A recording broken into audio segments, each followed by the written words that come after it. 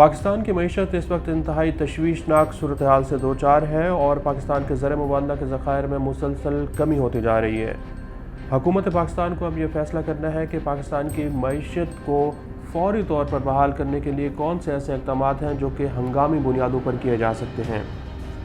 اس ہفتے کے دوران پاکستان کے زر مبادلہ کے ذخائر میں مزید کمی ہوئی ہے اور اس ہفتے پاکستان نے مزید 2 جو بین الاقوامی ادارے ہیں ان کو قرض کی ادائیگی کی ہے، جس کے بعد پاکستان کے اس وقت جو زر مبادلہ کے ذخائر ہیں وہ تقریباً $4.5 ارب کے لگ بھگ تک پہنچ چکے ہیں اور یہ تقریباً اب پاکستان کے پاس 25 دن کی درآمدات کو کور کرنے کے لیے یہ زر مبادلہ کے ذخائر کم ہیں۔ اصولی طور پر پاکستان کے پاس اتنے زر مبادلہ کے ذخائر ہونے چاہیے کہ وہ اپنی 3 مہینے کی امپورٹس اور درآمدات کو پورا کر سکے۔ بیرونی جو قرضے ہیں وہ پاکستان کے اوپر ادائیگیاں اس کی مسلسل بڑھتی جا رہی ہیں اور آنے والے دنوں میں بھی حکومت پاکستان کو مزید جو قرضہ ہے وہ واپس ادا کرنا ہے۔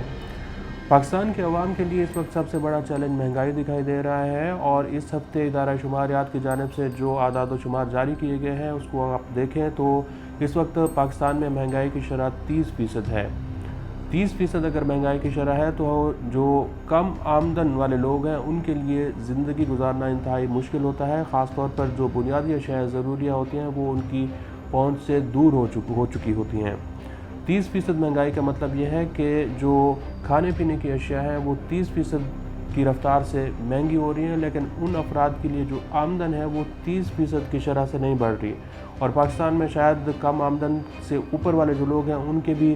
آمدن میں 30% کے قریب تو اضافہ ہو ہی نہیں سکتا۔ اب حکومت یہ کوشش کر رہی ہے کہ معاشی بحالی کے لیے فوری طور پر جو IMF کا قرض پروگرام ہے اس کو کسی طرح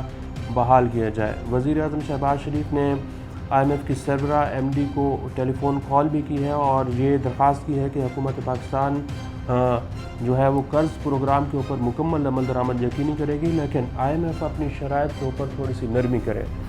وزیر اعظم شہباز شریف نے یہ ان سے درخواست کی ہے کہ جو مزید ٹیکسز ہیں وہ عوام کے اوپر نہ لگائے جائیں اور خاص طور پر بجلی اور گیس کی جو قیمتوں میں حکومت نے اضافہ کرنا ہے وہ اس وقت نہ کیا جائے، اس کو تھوڑا سا اس میں توسیع کی جائے اور حکومت یہ کوشش کرے گی کہ سیلاب کے جو اخراجات ہیں وہ پورے کرنے کے بعد حکومت اپنی آمدن کو بھی بڑھائے گی اور جو ٹیکسز ہیں مزید وہ بھی لگائے گی۔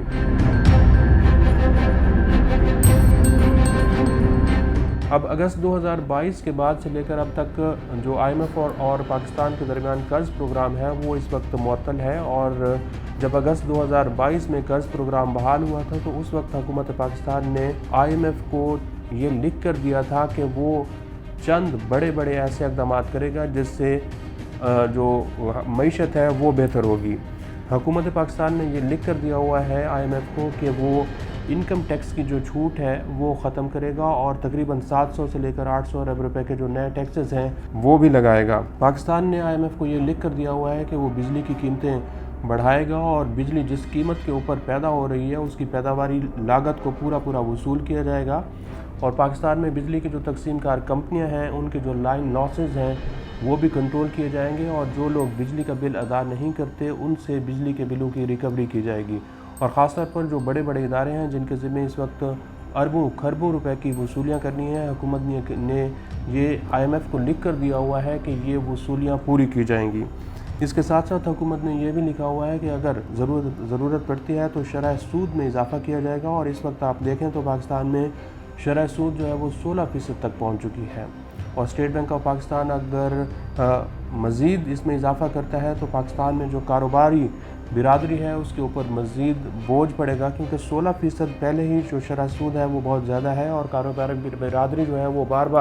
یہ کہہ رہی ہے کہ شرح سود کو کم کیا جائے، لیکن پاکستان چونکہ IMF پروگرام میں ہے اس وقت اور کوشش کر رہا ہے کہ اس قرض پروگرام کو کسی طرح بحال کیا جائے اور اگر قرض پروگرام بحال ہوتا ہے تو پاکستان کے جو بین الاقوامی اداروں کے ساتھ تعلقات ہیں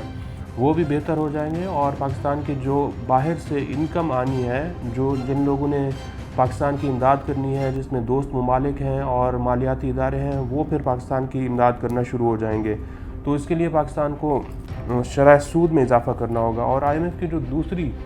بڑی اور انتہائی اہم ترین شرط ہے، IMF یہ کہہ رہا ہے کہ ٹیکس ٹو GDP ریشو جو ہے وہ حکومت پاکستان بڑھائے کیونکہ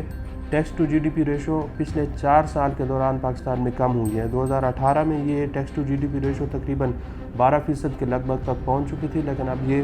10% تک پہنچ چکی ہے، 10% سے بلکہ نیچے ہے۔ آئی ایم ایف نے اب یہ بھی مطالبہ کیا ہے کہ حکومت پاکستان بتائے کہ جو حالیہ سیلاب آئے ہیں اس کے بعد حکومت پاکستان کو تقریباً 900 ارب روپے کے اخراجات کرنے ہیں، تو یہ 900 ارب روپے کے اخراجات کہاں سے پورے ہوں گے؟